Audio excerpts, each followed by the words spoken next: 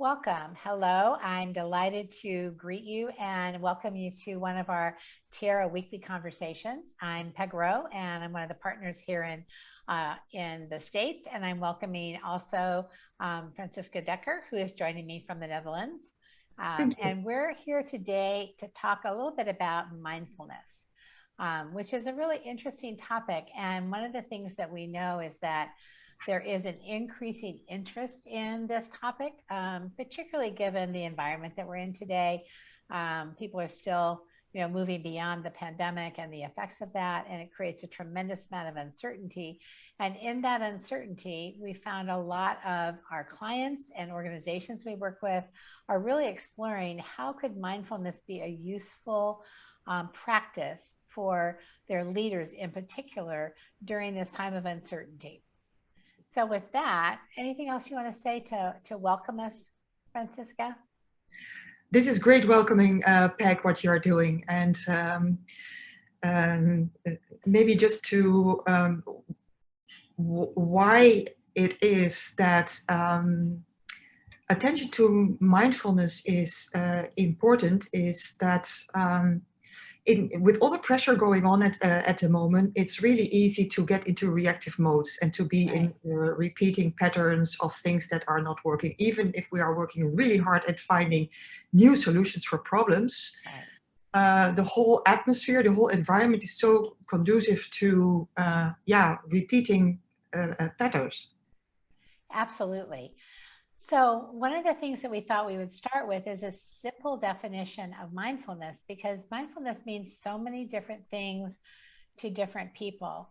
And a very simple definition is being in the present moment without judgment. Just being in the present moment without judgment, or paying attention to what you're paying attention to. Yeah. Another kind of simple way of saying it. There are more elaborate definitions out there, but in the simplest terms, it's stopping, pausing, and paying attention to what am I paying attention to right now? Where is my focus? Yes, indeed. Yeah. And then it brings you in that state of being. And a state of being is very different to like mindfulness as a method to not be anxious, or a method to not be fearful.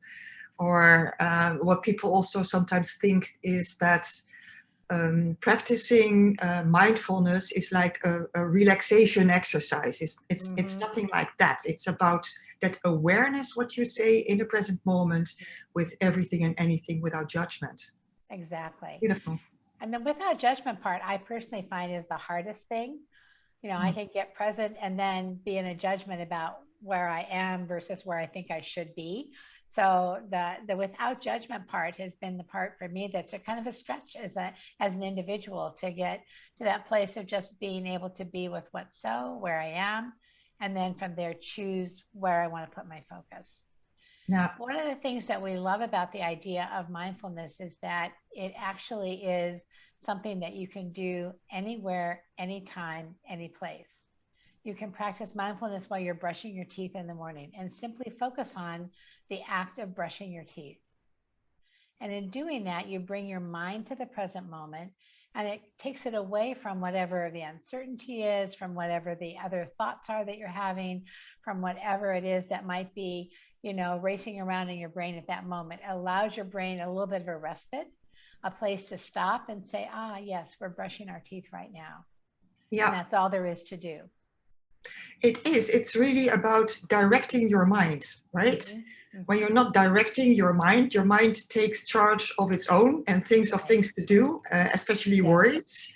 Yes. But giving it something to do, like concentrating on brushing your teeth, it keeps you away from being anxious. Yes. Absolutely. And there are a lot of simple daily practices that we can put in place. And as leaders, it's important to have an arsenal of what are those mindfulness practices that will support you as a leader. Because as a leader, if our minds are jumping all over the place and going from one thing to the next, doing multitasking, which we think we can do and we really can't do very well, then we're not being focused in the work that we're doing. We're not being focused with the teams that we're leading. We're actually operating in a way that contributes to the chaos rather than slowing the chaos down.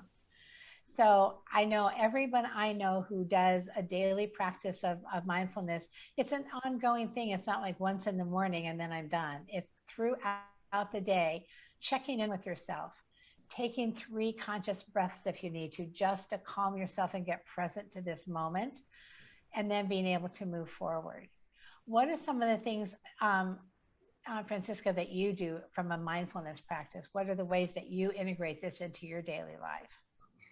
Yeah, 2 ways actually. We have this practice of working with our own wisdom guidelines, which we take when we review our lives. We think, oh, this is what we definitely would have to do. And one of my wisdom guidelines is be bodyful, as a slight variation to be mindful. Yes. A bit full for me is like for you is my mind goes overactive and very, very busy. And when I remind myself to be bodyful, I'm actually, my energy, my body takes up, fills up with energy, and I become much more present automatically.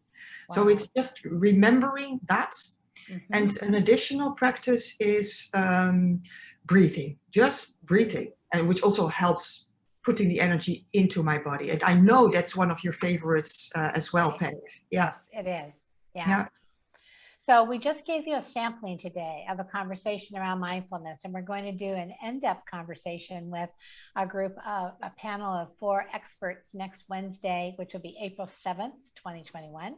So if you're listening to this before that, we would invite you to join us. There'll be a link in the information on Facebook that you can join to.